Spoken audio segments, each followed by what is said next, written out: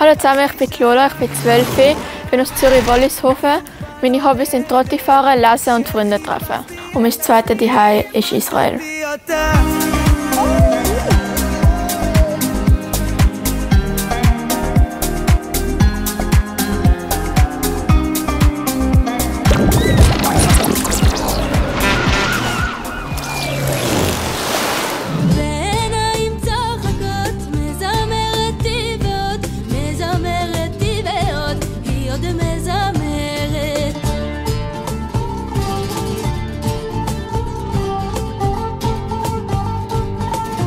Ich habe כבר 6 שנים כאן בציריך בווליסהופן im Achakatan-Schele bei Marim-Schele.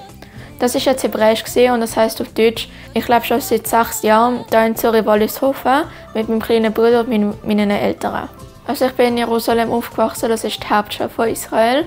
Es ist dort laut, eng, es hat sehr viele Menschen immer auf der Straße. Es hat sehr viele Essenmärkte. Also ich glaube, die Stimmung dort ist nicht etwas für jeden, weil man muss sich daran gewöhnen, aber mir gefällt es sehr und ich fühle mich dort zu Hause.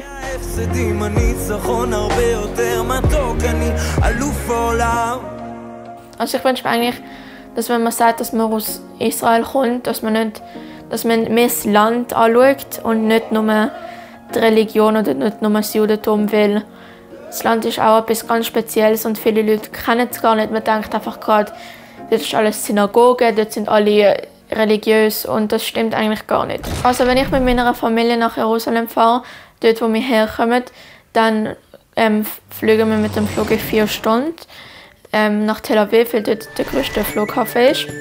Und nachher noch 1 Stunde mit dem Auto nach Jerusalem. Das sind meine Oma und mein Opa. Das ist bei ihnen die Hause in Jerusalem.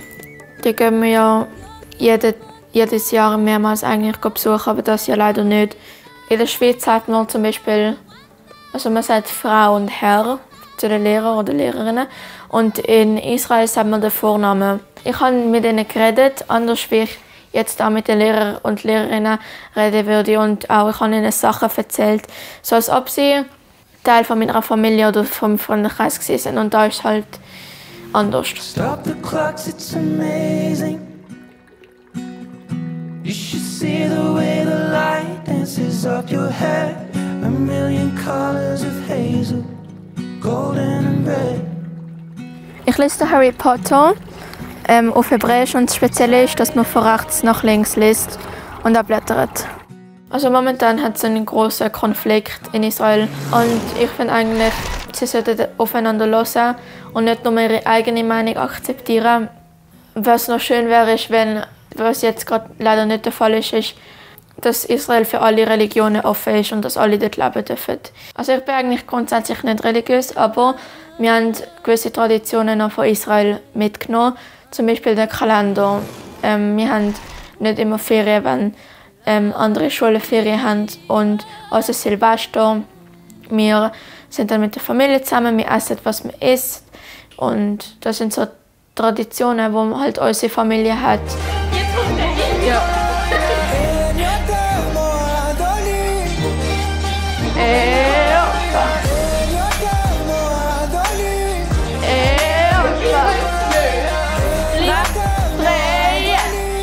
Das sind meine Kolleginnen vom Jugendbund. Wir gehen alle zusammen. Es ist halt wie Pfadfinder, man nennt es halt Pfadi, oder? Wir machen so Traditionen von Israel, zum Beispiel wir tanzen, wir singen, wir reden und lernen auch über Israel. Wir gehen auf Demos zusammen. Also wir gehen an Demos für Sachen, die wir wichtig finden. Zum Beispiel Klimastreik oder 1. Mai-Demos oder Frauenstreik. Und unser Liebling, wir haben es alle an und es ist blau, um zu zeigen, dass wir alle gleich sind.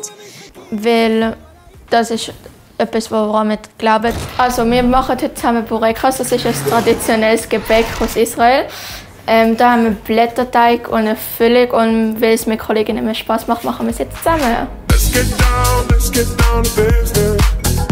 Give you one more night, got this. We've had a million nights just like this. Let's get down to business. Back and forth with the bullshit. Das sind jetzt unsere fertigen Burekas, die essen wir traditionell mit Essiggurke. Das war jetzt schon mit meinen 2 Zuhause. Wenn ihr noch mehr solche Videos gesehen wollt, dann abonniert SRF Kids. Wer will?